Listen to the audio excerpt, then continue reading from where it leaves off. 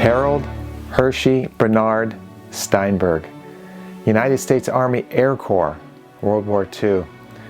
Harold was an amazing man. He was interviewed by me July 1st, 2003, almost 20 years ago in Denver, Colorado.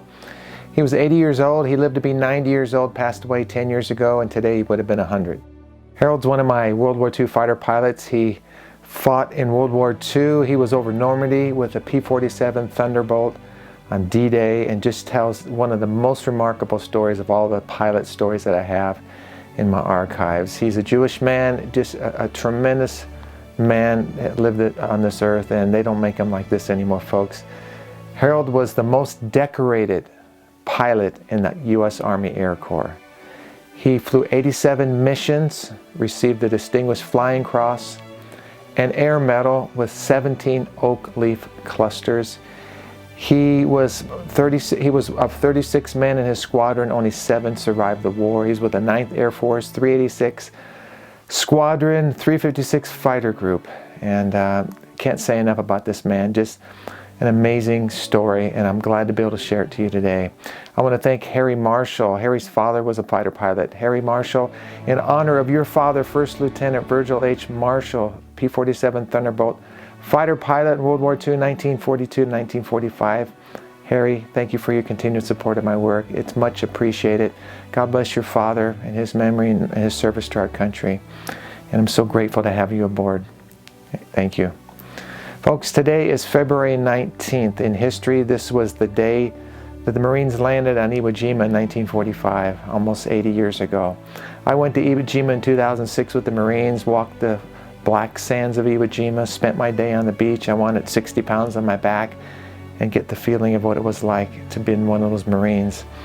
At the end of this video, I have other videos that are part of my collection on YouTube. I'm going to have my 2 Iwo Jima films, so be sure to check one of those out. It's a memorable day in history. I've got Iwo Jima veterans on my Voices of History channel also. Amen. All right, folks, I want to again thank Harry for sponsoring this video, making it possible for you to hear Harold's story. I would encourage you to become a sponsor. It's simple. You just click on the link in the video description below the video, or on my website, larrycapetto.com. Click on Sponsor a Vet. You'll go to a page, you'll see a lot of faces of some of my veterans. Just find one that you would like to sponsor, include their name in the sponsorship. That's all there is to it. Take ownership in this, connect with my project. A lot of you being blessed by these videos, and thank you for all of those who have supported my work. If you'd like to donate to my work, you can do so in the comment section of this video.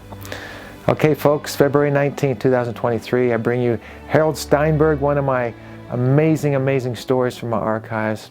Subscribe to this channel, share these videos. Let's keep this thing going, folks. Freedom's not free, freedom is earned. As we continue to fight for our veterans, God bless you.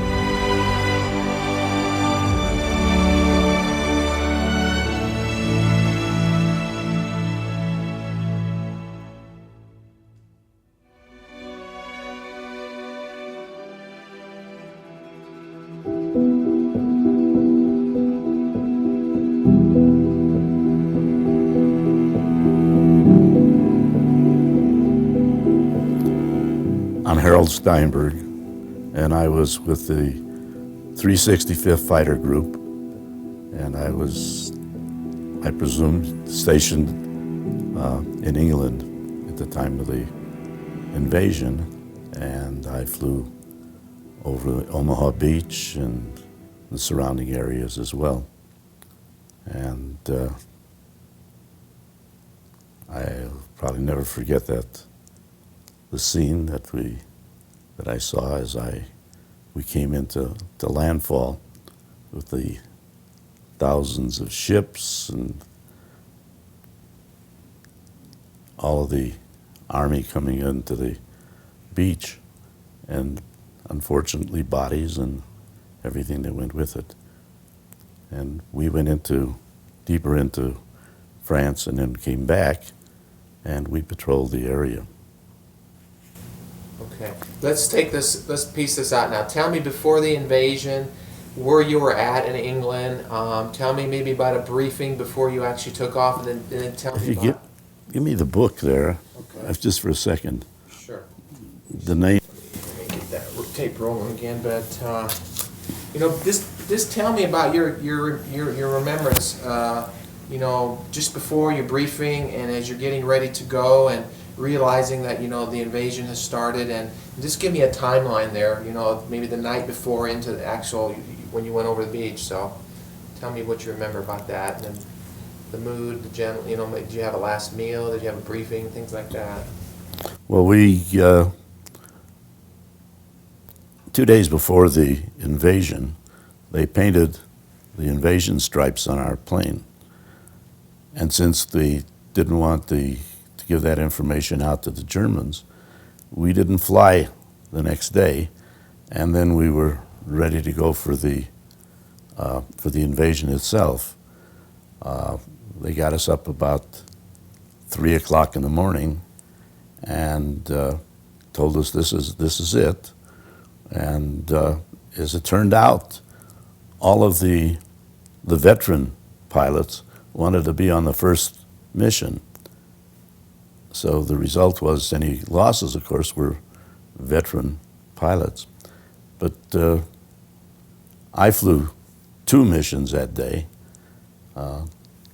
going into France and then doing whatever I could do to upset everybody. And then came back to England. They reloaded my plane, and refueled it, and sent me out again. It was interesting. I couldn't say it was fun, but when you're 19, 20 years old, everything has a tendency to be a little more fun than retrospectively it wasn't really, I guess.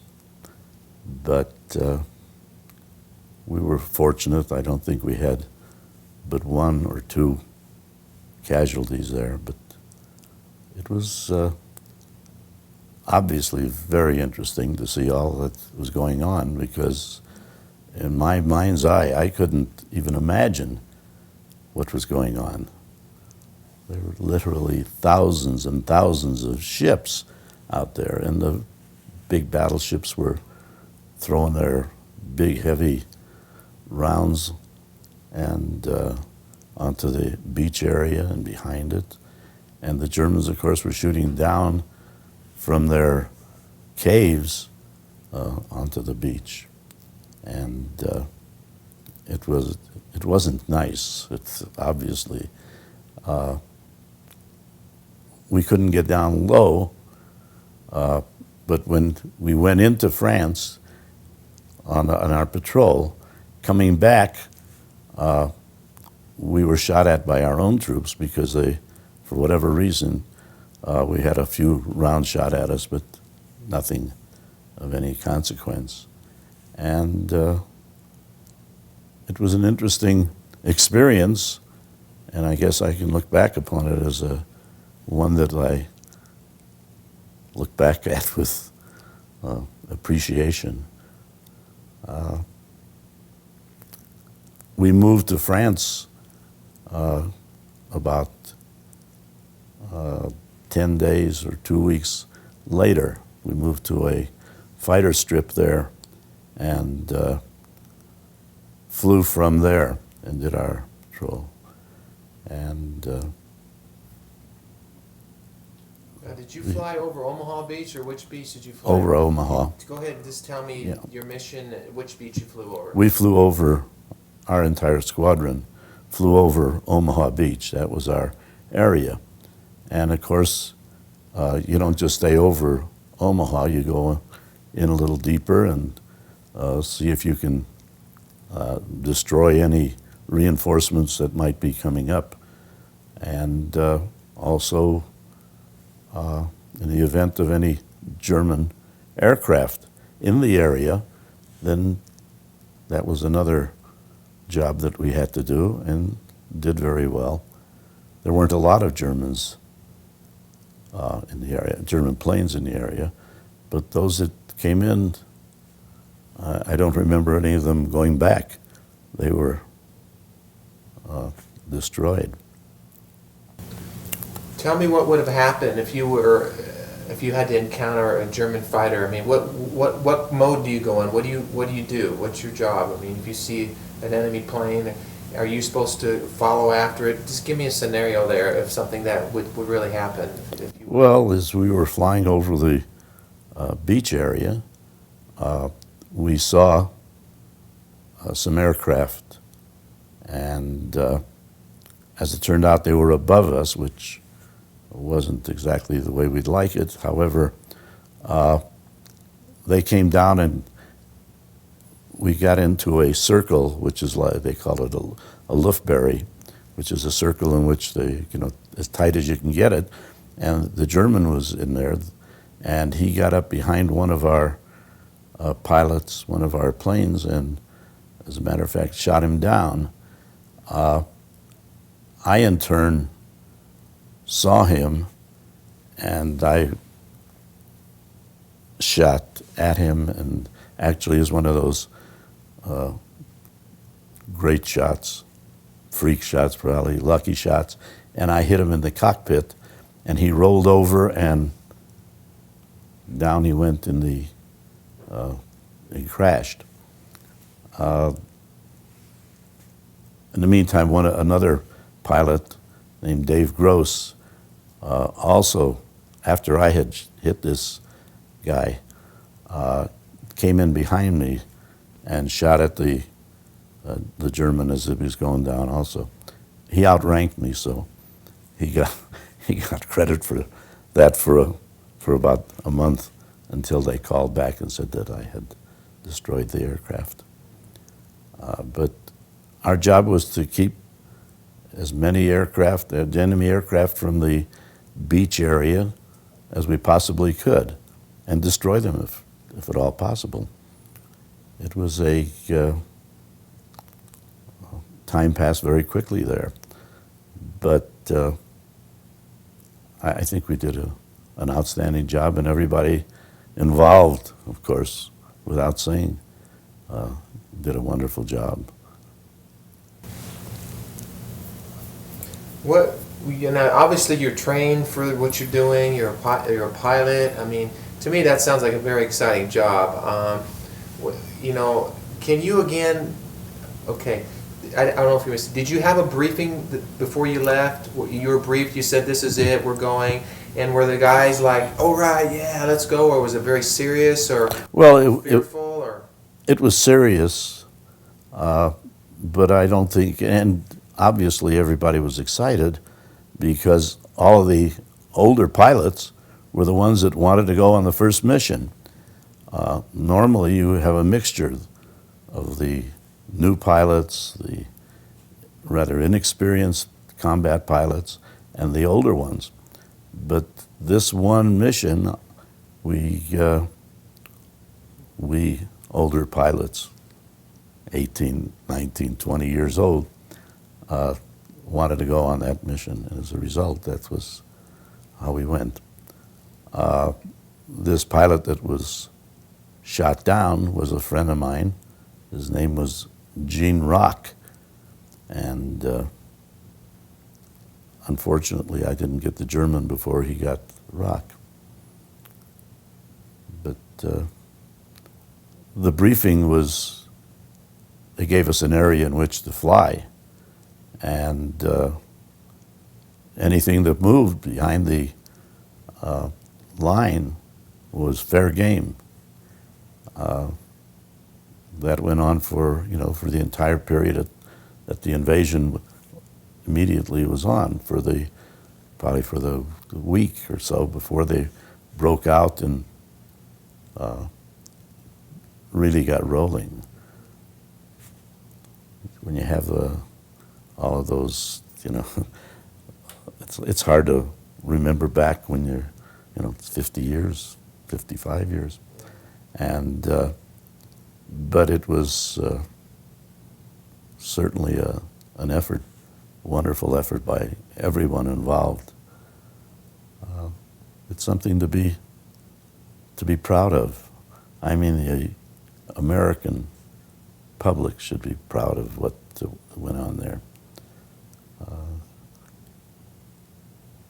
Tell me about the formation. I'm curious now. I asked the other pilot the same question, but when you took off, was it dark? And tell me about the formation and how you flew and where you were at in that formation.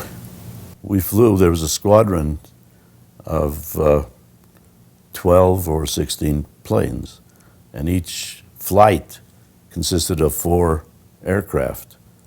And we would take off 2 at a time, and then form into formation and go out as a squadron. And we'd been doing it for so long, it really didn't, wasn't that big a deal to take off, in formation. Tell me, what was it night? And tell me about the weather, how the weather was.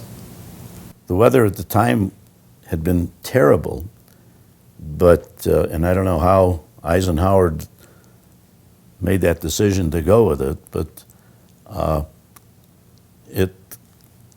as it turned out, it wasn't that bad. I mean, we were flying, the weather wasn't clear or anything, but we took off at night. By the time we got to it's June. The time we got to the beachhead area, it was light. By then we could see, and this vast panorama of ships and planes and people. It's mind-boggling. In my wildest imagination, I couldn't picture something like this. And in hindsight, of course, nothing like this had ever happened before. There had never been an invasion of this enormity. So I was really, at first, was in awe of what was going on. But then I got back to work, I guess. Decided I better start watching myself and do my job. Now you mentioned that when you first described to me what you saw, you mentioned that you can actually see, could you see the troops landing off the landing craft onto the beach and going onto the beach? Could you see that? You could see that, yes. Tell me what you remember about that. I mean, were you aware of what was happening? They're landing, they would be getting shot. I mean, what were you thinking? Well, we could see what was happening, but we didn't stay over the beach that close. Our job was to make sure that no more reinforcements were coming in from the German end. And frankly, I don't think they wanted us right over them anyway, because there were no German planes about, and they didn't want anybody sneaking in and then creating all that havoc. An airplane can wreak a lot of damage in a quick, short period of time. Our airplane, as an example, had 8 50 caliber guns. 50 caliber guns can move a building when they converge. And so as a result, we were there to protect as well as we could our troops. Hopefully, I guess we did a reasonably good job. Any bombs on those planes, or just? No, at the time, just all we had was machine guns. So when you knocked out that pilot in that cockpit, you were shooting machine gun bullets? Yes. How many caliber did you say? 8 50 caliber. 50 caliber. How big is 50 caliber? Oh, 50 caliber, about this long and about, I don't know, an inch, a little less than an inch probably in diameter. But when you have 8 guns converging at about 300 feet or 300 yards, they pack a tremendous bit of power. And I don't think he even was there. When I hit him, I think I just destroyed everything in the cockpit and along with the pilot, because he just rolled over and went straight in. Yeah, I wonder if you could, if it's not hard for you to talk about that, just describe that again, because I was confused. Did somebody else shoot at that German plane first, or were you the first one? I was the first one. Okay, can you just tell me that story just one more time if it's okay? Just tell me, you're flying, you guys got into a circle. What is there a commander in charge of the squadron that says... No, at that point you're on your own. Okay, And as the circle was coming about, I was below coming up, and as I recognized which was the German, and I saw him shoot down rock, and at the same time, as he continued, I pulled off a shot that luckily hit him, probably perfectly, but it was luck. It wasn't something that I could go out probably never hit again like that. But the German just merely stopped what he was doing and just rolled over and went straight down, and of course blew up when he hit the ground. He didn't try to bail out or anything, so I presumed that he probably was dead or badly injured when I finished. Now, you said he shot down rock first? Yes. Can you just describe that again in sequence? In the what you're seeing, and then you see your friend get shot down? well, in this Luftberry that was going around, rock was the last one in that of the American pilots, and the German got in behind him, and as it continued around, he managed to shoot rock down in this Luftberry. I was coming up, and I managed to pull off a miracle shot that took care of him. Unfortunately, I didn't get there before he got to our pilot. Was the pilot killed, Rob? Yes. Okay. Did you see him go down, or? I saw him start down, and then I was more interested in the German aircraft. So, but I saw him start down, and there was no place for him to go but there. Can you give me just a pretend radio transmission? I mean, when you guys are flying, do you have different handles? How are you identified? Can you just pretend like you're talking or someone's talking to you? What are you saying to each other? Do you identify each other by a number, or what do you do? Like if your squad leader wanted to get a hold of you on the radio, what's he going to say? He doesn't just say, "Harold, how you doing?" What does he say? Well, you're in a flight. You have a flight leader, your element leader, which is the flight leader has a wingman, and then there's the element leader, which is the number 3, and he has a wingman. And as a matter of fact, I couldn't even remember how they got hold of me. "Hey, you," was good enough for me. But I really don't even remember how we addressed one another. So when the friend was shot down, he didn't try to radio anybody, or No, nobody else said he's going down or anything like that? No, it's just Silence. Okay. Like you said, you're on your own pretty much there. pretty much, and he just rolled over as well, rocked it. And Okay. Now, again, when you're flying in formation, it's dark. I mean, when you first took off, are you flying by instruments, or how do you No. tell where you're going? well, you can, as we took off, and it started to get light. I mean, and we pretty much are on, you can see by sight, and your engine is kicking out a little fire anyway, and there was no problem getting into formation and just continuing. And as we did, of course, then it got lighter, and by the time we got to the beachhead area, as far as we were concerned, it was, light as it was going to be, because the weather was not the greatest. That was one of the big problems that they had with the making the decision to go for that. And we managed that part we managed well, and everybody else did too. Do you consider yourself a hero in any sense? No, I just consider myself lucky. Lucky, and I was a good pilot, but takes a lot of luck as well as everything else. You can't, it doesn't, the greatest pilot in the world, you know, the bullet is meant for you. It doesn't, you've eliminated that great pilot. Who would you consider heroes of the Normandy invasion, if you could? What comes to mind when you hear the word hero? Is there anybody that comes to mind, or? Well, I just think that all of these guys in the ships that were unloading were absolutely, I couldn't imagine how they felt when they got off of that landing craft and up to their waist in water, and the people that are getting shot at. You can't run. It's true, they couldn't run. There was no place for them to go except forward, but nevertheless, that was wonderful, you know, to see how they kept going and going and going. Did you have early reports of maybe what was going on the beach? I mean, did you know, because the casualties on Omaha Beach were pretty heavy the first Yes, they couple were. hours.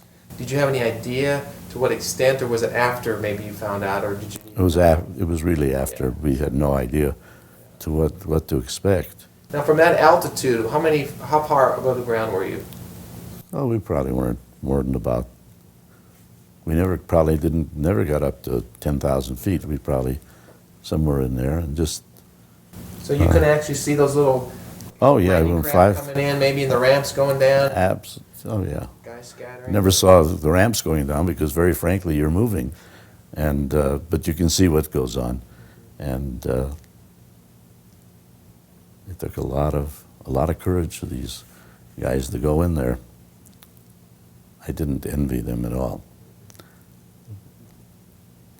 but looking back, I guess that's what it took. The Germans were waiting for them, and the result was that they took heavy casualties. And we went down to the beach a week later, or 10 days, when we were stationed, or we went into this fighter strip that we start moving from when we went from England to France. We got on this fighter strip, and then we had a little time off, so we would wander around, and we would, you know, the bodies were still there, and we went down and saw the caves that the Germans were in, and the guns, and but it's really hard to describe something like that. Let me ask you a question now. What does freedom mean to you? What does freedom mean to me? Freedom means what I have now, living in the United States. And, you know, we bitch and we bellyache, but this is really just a wonderful, wonderful way to live. And, you know, we can't understand why everybody doesn't want to live like this, but unfortunately, everybody doesn't know anything about this. And I'm not sure that people, you know, really know what freedom is until they've been deprived of it, I guess. And, you know, currently the situation in other parts of the world, it's a little beyond me, I guess, because I don't understand why they don't want democracy. I'm not sure that democracy is the way they want to go, but freedom is. And I appreciate that. So tell me about the price for freedom in the flag, what that means to you. The price of freedom and the flag. Well, the price I was willing to pay, I guess, because I volunteered for the job I did, and just as so many did with me, and we were prepared to pay the price. I guess the ultimate price is giving your life for that thought, for that freedom that you'd like. You know, when you're young and, you know, 19, 18, 19 years old, there's no such thing as a bullet that's going to have your name on it, and it isn't such a question of, I'm going to go out there and do my thing for the country. You're going to do the thing for your country, but you do it with the idea that you're doing the job that you think you should do. And that's why so many millions of us did, I guess. Everybody, I guess, is a hero. One more question. I've asked all the veterans this question, but if you had a message today for the young kids today, because a lot of kids don't realize what happened during World War II, but kind of along the lines of what I just asked you about freedom, but what would you say to young kids today regarding, you know, what you did, what happened in World War II, and society today? And, you know, a lot of us take freedom for granted, but what would your message be to the young kids today regarding World War II and the freedoms we have today? What would you say?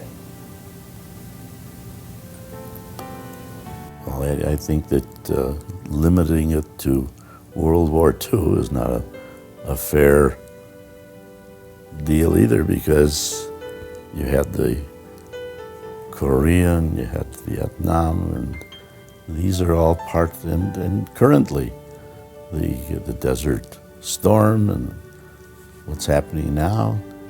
I guess there's a price to pay. Whether you get the bargain and don't have to pay the ultimate price, that's something upon which we have no control. But it's certainly worthwhile. That's what and just to not only protect it, but enjoy it. Have you been back to Normandy since the war? No. As a matter of fact, my feeling about France is such that when we did go to Europe, I wouldn't go to France. I feel that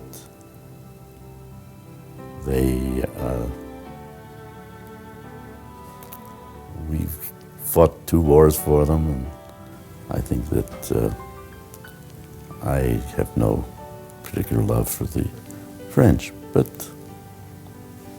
maybe one day I will. I'm sorry again, how old are you now? 80. 80, okay. You're 80. Okay. Well, that's good.